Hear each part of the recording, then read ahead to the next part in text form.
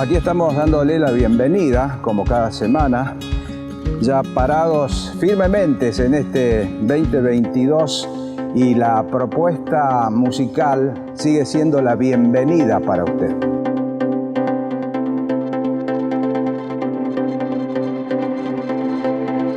Propuesta musical y bienvenida, tratando de llevar adelante un nuevo viaje por el campo.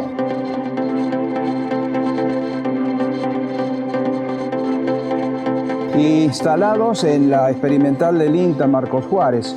Hoy la primera parte va a estar dedicada, si se quiere, a la economía, porque estamos con un economista de INTA. Tantas investigaciones que INTA lleva adelante, también en la parte económica tiene su lugar. Y Andrés Castellano es un economista que hace mucho tiempo. Andrés, bienvenido primero, que estás en el INTA. Hola, buen día, Ernesto. 15 años estuve en la experimental de Balcarce, 18 años casi en total en la institución. Bueno, ¿y economista por vocación? Sí, por vocación, por una vocación hacia el servicio y el trabajo en el Estado, que es un espacio para hacer grandes contribuciones a la economía, más en un rubro como el sector agropecuario y agroindustrial, que hay mucho por hacer. Bueno, Andrés justamente ahí nos dio un pie, ¿no?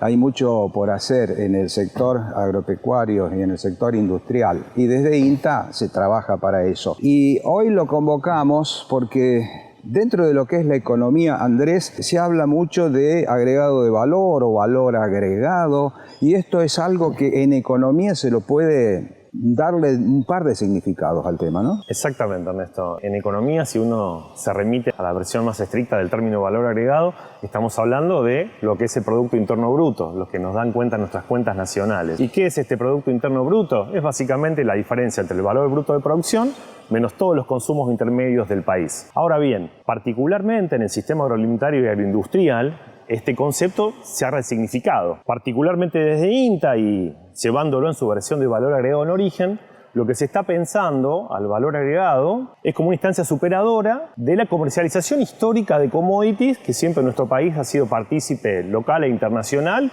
en rubros tales como la cadena de soja, maíz, trigo, carne bovina, etc. Entonces, en ese sentido, la idea es repensar cómo el productor tome nuevas actividades por fuera de las que tradicionalmente realice y en el marco de eso logre reposicionarse en la cadena, sumando capacidades y a su vez, algo que creo que es lo más importante, valorizando sus propias producciones. Lo que yo decía, ¿no? Dentro de lo que es lo estrictamente económico, porque también tiene su significado si nos vamos a, como decía Andrés, al tema de la producción en sí. Esto de sacar el grano, embolsarlo hoy en los hilos bolsa y luego de camión y afuera. ¿Y el estudio de ustedes por dónde va? ¿Por dónde lo encaran? Mira, la idea particularmente es, en INTA, la gran sumatoria de capacidades técnicas de investigación y extensión presenta a lo mejor su fortaleza inicial en el acompañamiento tecnológico de estos procesos. Desde la economía nosotros justamente tratamos de aportar ese elemento que complementa poder dimensionar lo que es el valor agregado agroalimentario y agroindustrial. Es decir, dar cuenta y generar información de tipo económica vinculada a estudios de mercado, análisis de viabilidad económico-financiera y otras herramientas e información que le permitan a aquel productor que tiene la inquietud o el interés de emprender alguna iniciativa de agregado de valor que sume y complemente esa información para la toma de decisión. Ese es básicamente el aporte que tratamos de hacer desde la economía. Bueno, antes me decías que arrancaste en INTA Balcarce. Quisiera ahondar un poco en cómo está la investigación hoy desde aquí, en qué están haciendo foco. La idea, básicamente, en cuanto a valor agregado agroalimentario y agroindustrial,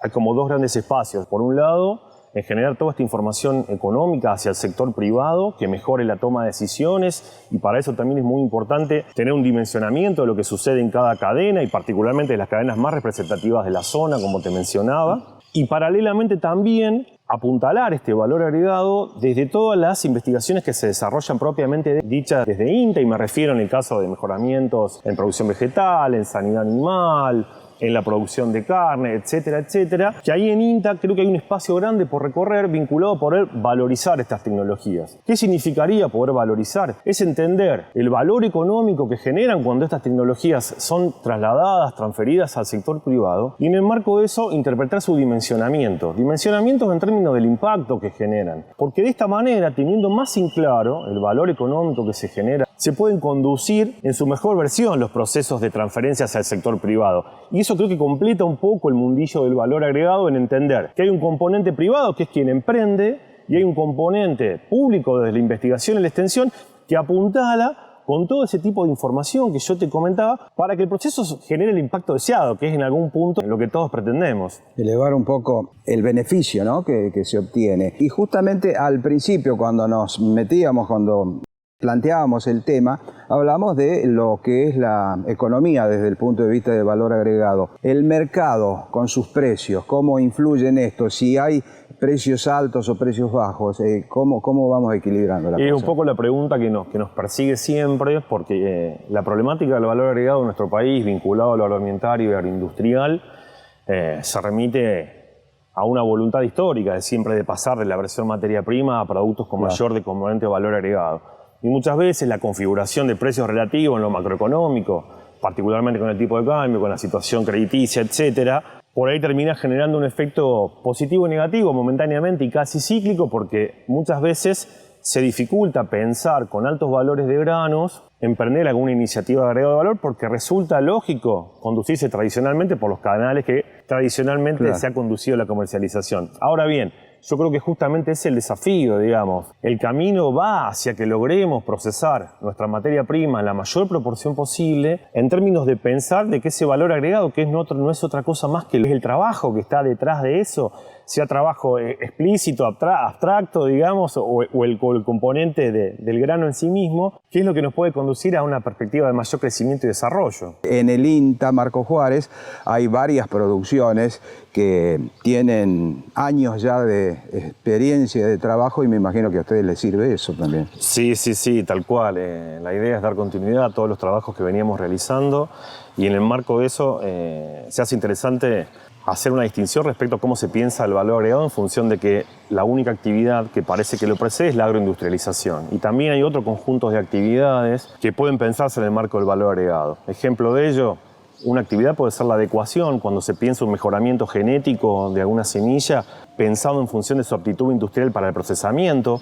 Otra actividad es la reutilización, que está muy de la mano de la economía circular y la bioeconomía, es decir, montones de residuos, como en el caso de feedlots o el caso del lactosuero, que presentan una materia prima que en su versión anterior era un desecho, que abre todo un nuevo conjunto de alternativas tecnológicas para una nueva cartera de productos de alto valor agregado. Esos son casos por mencionar en lo privado. También desde INTA, casos como el de la vacuna contra la leucosis bovina exótica. Hemos evaluado también el desarrollo de kits de diagnósticos veterinarios para la diarrea viral bovina, papas editadas genéticamente, digamos, por edición génica. Es decir, se abren un conjunto de estudios donde se apuntala lo económico y la dimensión de su impacto en la instancia de esta innovación al ser transferida para tratar de dar mayores precisiones sobre qué sucede dentro del mundo de valor agregado y que no involucra estrictamente la agroindustrialización, aunque sí es la parte componente central. Nos queda un par de minutitos todavía, Andrés, así que la otra pregunta era, o más que pregunta, ¿qué consejo le das al productor para que se interese en esto? Yo creo que hay dos componentes que se abren en términos de oportunidades. Uno, recién mencionábamos algo de la mano de la bioeconomía y la economía circular, que presenta todo un conjunto de nuevas tecnologías para el aprovechamiento tanto de nuestras materias primas, desechos u otras partes componentes central del sistema agroalimentario y agroindustrial. Y en el marco de eso, si uno lograra sumar mayores precisiones desde la economía en cuanto a requerimientos de inversión, perspectivas de mercados, estudios propiamente dichos de mercado, creo que es el sendero a recorrer en el futuro que se presenta como un desafío. Y tomando la fortaleza que tiene el sector agropecuario, que es, y que lo viene demostrando en los últimos 15 años en función de la evolución que ha tenido empresarialmente el sector, que se manifiesta en los aumentos de rendimientos, se manifiesta en las cantidades totales obtenidas en grano, en ciertos mejoramientos en otras cadenas. Así que nada, queda mucho camino por recorrer, la idea es aprovechar las oportunidades y que el sendero lo marque el valor agregado. Andrés, ha sido un gusto conocerte y queda planteada acá el compromiso de que nos veamos un poco más seguido durante este año, aprovechando tu presencia acá en INTA, porque es un tema que interesa, pero además es necesario difundirlo para que ese interés le prenda al productor. Así que te voy a comprometer regularmente a hablar del tema. ¿Te parece? Con todo gusto, Ernesto. Muchísimas gracias. ¿Cómo es trabajar en el INTA? ¿Hay compañerismo? Sí, hay mucho compañerismo. Gracias a Dios eso es lo que abunda. Así nos hemos sentido al venir aquí a Marco Juárez. Así que, bueno, de a poco aterrizando, porque, bueno, ha sido difícil por la pandemia, que a todos nos ha tocado, pero agradecido de estar acá. Es bueno trabajar con gente que se hace compañero y trabajar con la compañera de la vida. También hay algunas cosas por resolver, pero gracias a Dios no, tanto en el plano personal como en el plano laboral nos llevamos muy bien, así que tratamos de disfrutar eso. ¿También economista? Sí, exactamente. Así que la economía en la casa debe andar muy bien. Exactamente, no creo, pero bueno, se hace el intento. ¿Cómo es el nombre de ella? Mercedes Goizueta. Le mandamos un saludo a Mercedes. Andrés Castellano nos dejó un panorama muy preciso de lo que se viene en el tema de agregado de valor. Y lo que se viene ahora también tiene mucho que ver en lo que hace la actuación del INTA.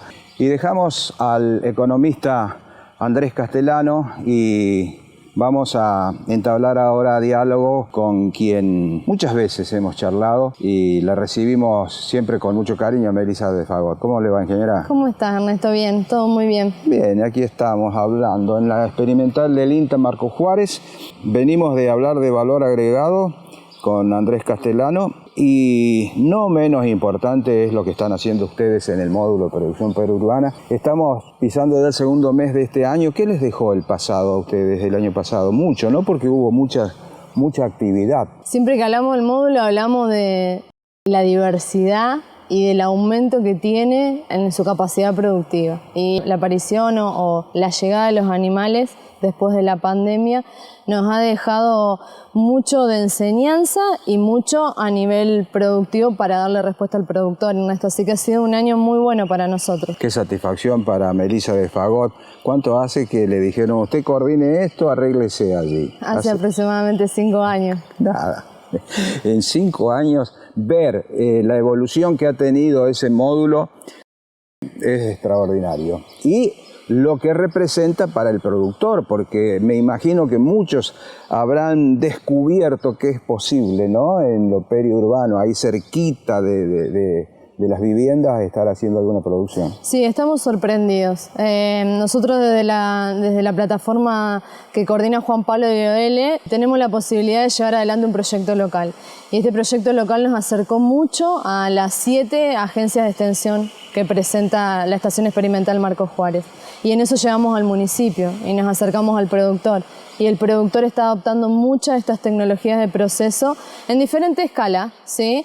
Y con diferentes formas de abordarla. Pero pudimos llegar a dar respuesta a mucho de lo que ellos tenían como problema y que para nosotros fue un camino ya allanado en estos 5 años de poder darnos cuenta cómo poder abordarlo sin estar probando esta prueba y error que muchas veces el productor la tiene que llevar adelante. Para nosotros fue muy importante. Que para cerrar lo del año pasado, Melissa, hubo muchas actualizaciones virtuales, ¿no? Que fueron exitosas. Sí, la pandemia nos dejó la posibilidad de llegar a muchos más productores y actores también, porque muchos actores que se encontraban dirigiendo alguna municipalidad pudieron acercarse a través de las charlas que se dieron virtualmente para conocer la experiencia. También estuvimos en los congresos, en lo que viene haciendo fuertemente el Colegio de Ingenieros Agrónomos de la provincia de Córdoba en conjunto con la provincia de Santa Fe, y eso nos permite a nosotros siempre seguir incrementando la iniciativa que tiene el productor, o por qué no decirlo, esa cuestión de incertidumbre todavía, ¿no? Y de esa manera ya con esta pandemia que empieza a aflojar y nos permitió que vengan, generar 2 o 3 jornadas ya presenciales para que puedan ver que el diseño del módulo cambió muchísimo en esta última campaña. Y ya pisando 2022, este año que por allí lo llamo el año del loco, por el 22, si es quinelero lo llama el año del loco, o el de los 2 patitos.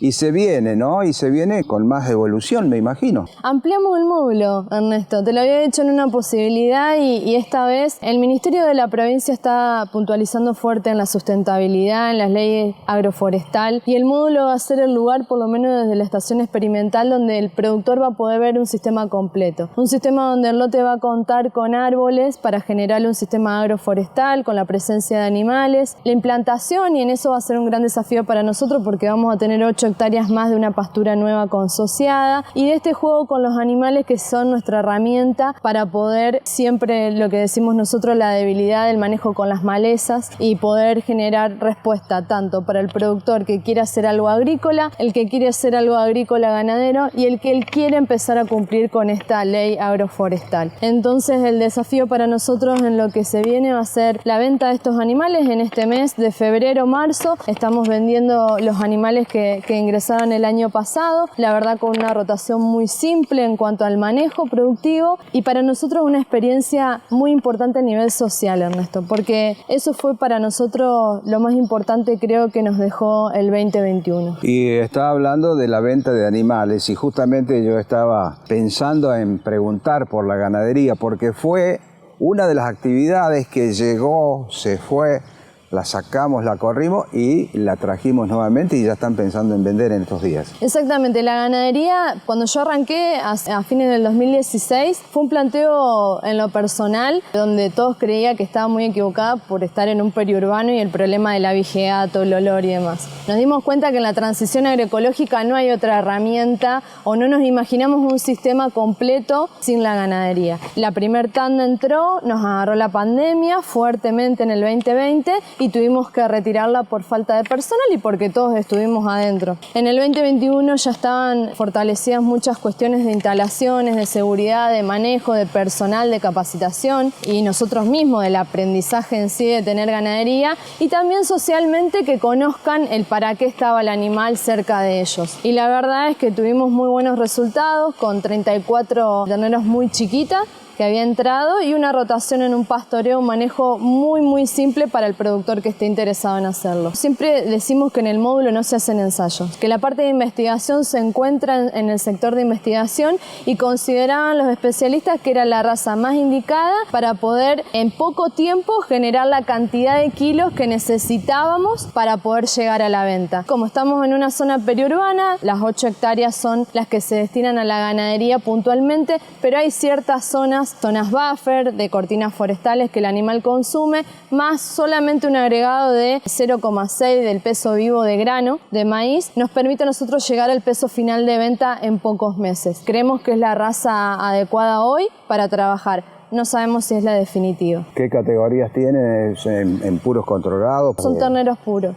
¿Todos puros? Todos puros. Qué bueno. Bueno, ¿y la parte agrícola cómo vino? La parte agrícola también tuvo un cambio. La verdad es que nosotros veníamos manejando vicia, maíz, trigo, soja y nos dábamos cuenta que el trigo terminaba siendo un cultivo de extracción y en estas zonas donde nosotros necesitamos fortalecer mucho el suelo vivo, necesitábamos darle un espacio a los cultivos de cobertura. Se sembró una vicia villosa bastante tarde, con un buen porcentaje de materia seca que fue rolada. Hay imágenes espectaculares de lo que se generó con la siembra de este cultivo de cobertura. Y un año que parecía ser el año pasado seco, terminó dándonos unos buenos milímetros al final y nos permitió implantar en tiempo y forma un maíz y un cultivo de soja. Con Emilia se están haciendo todos los monitoreos por la bolillera, por el bicho bolita y por todo el desafío que tenemos de vicia, soja como cultivo estival, ¿no?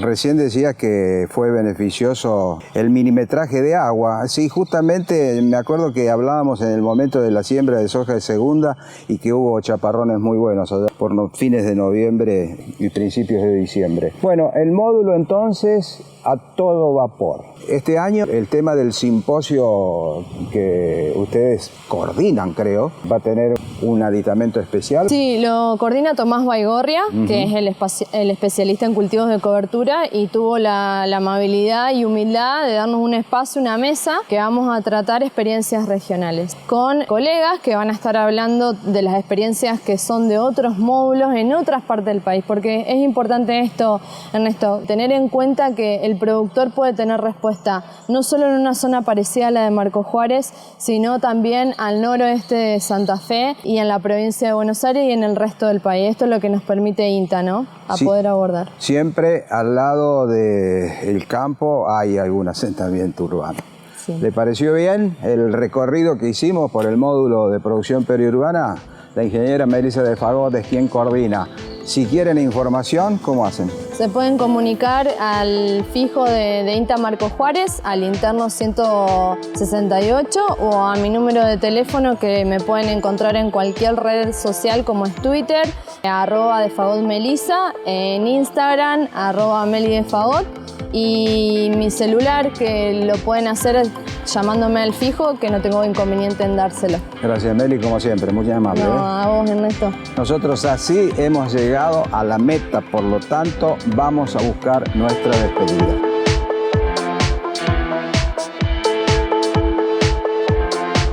Despedida que encontramos detrás de estas imágenes que, como yo le decía, invitan a vacacionar porque estamos en esa época, ¿no?, de tomarse un descanso, unas vacaciones. Así nos vamos a buscar la frase del final con esta música y encontramos algo de Aristóteles, el filósofo griego, ya que estuvimos hablando del módulo de producción periurbana y lo que se trata de hacer todo naturalmente. Aristóteles dijo: la naturaleza no hace nada incompleto ni nada en vano. Chao, ha sido un gusto para mí y espero que para ustedes también.